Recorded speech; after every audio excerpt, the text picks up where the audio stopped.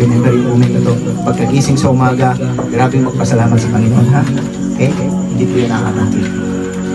Amen. Hallelujah. Okay, mami. Halika, mami. Napit po. Okay, nanay. Kaya niyo po ganyan. Amen. Ayan na po. Na-receive niya na. Hallelujah. Amen. Okay. Yung 5 po, ilan na lang? Wala na. Wala na. Talapakan natin si Lord. Amen. Basta po tayo, Panginoon, humingi ng tawad sa Panginoon. At naniwala tayo, nanampalataya tayo. Yung healing po, parang breathing lang po yan. Amen. Lahat po tayo, lift up our hands po. Magdideclare po ako. Okay? Ama, sa pangalan ni Jesus, Yes. I hereby decree and declare and prophesy now. Lahat po, under the sounds of my voice, in the mighty name of Jesus, mapupus po sila ng pagkauhaw.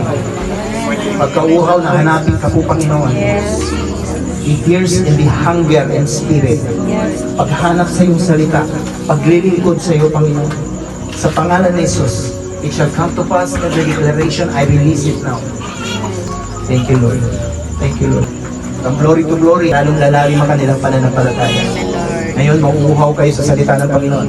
Now, declare with me, family, I receive every declaration in the mighty name of Jesus. Mighty name of Jesus. Everybody say Amen. Amen. Palapakan natin ang